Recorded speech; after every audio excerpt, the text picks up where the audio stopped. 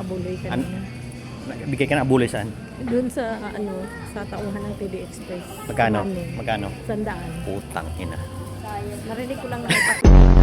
So ngayon nandito kami sa Unitap for the first time. May Unitap sa amin. Hindi natin kung mapapansin natin dito. Una napansin ko dito is maka-Pilipino sila. Meron silang tinatawag na Whopper. Whopper. Hindi wafer. Yeah. Matigas ba? Tigas. Pag masakit siya, okay siya. Ay, putang ina mo. At napansin ko, pag ganito yung tabo mo, tapos naligaw sa kusina, mapagkakamalang kong baso, mahal eh. What? Yung ganito.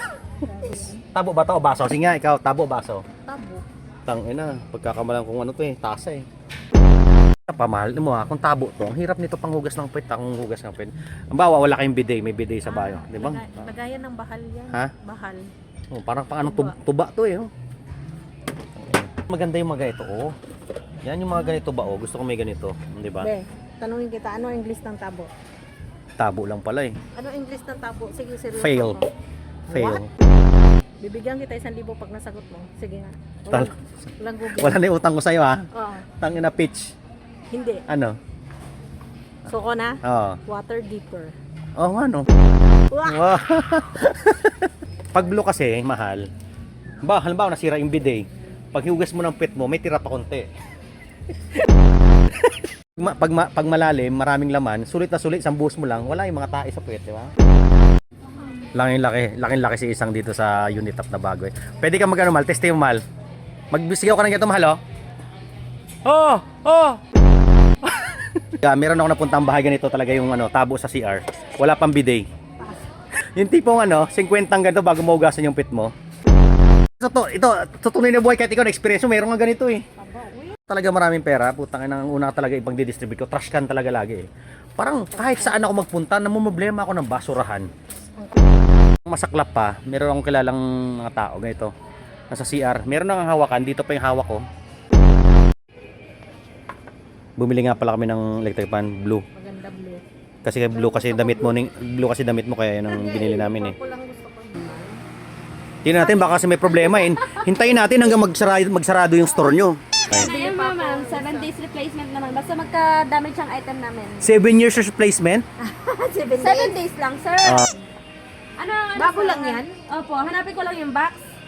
Huwag na muna. Ano pa ba natin? Huwag na i-box.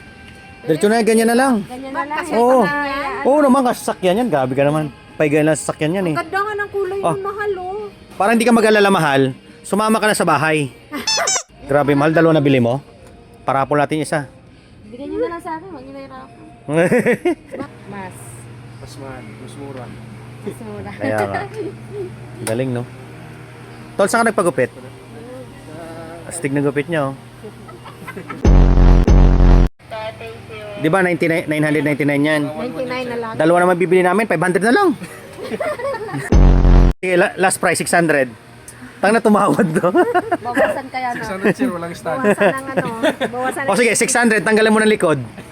So, Jerry, Ano hanapin? Ano? box. Wag na. Sumama ka na sa bahay, hawakan mo to dito ka sa gitna, sampol. Tangin, nagulat ako biglang umandar. Biglang lang to eh.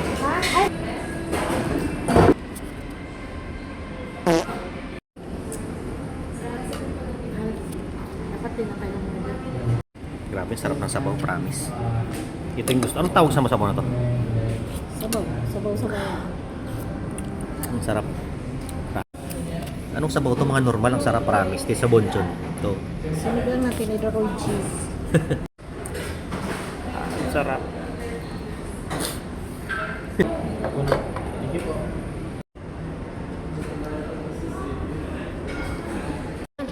Kumain kayo dito sa Chonbon. Sarap, Chonbon. Chonbon.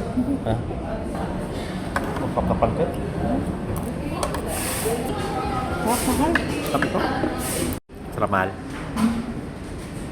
Sarap nito mga normal, no?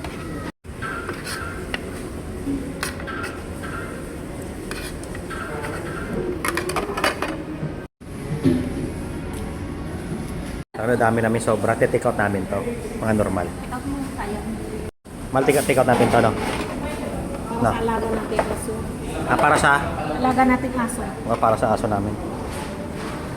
Tapos may pwede pa balot to. Para sa dog namin. Ito lang. Thank you. Malo. Ito take out nila.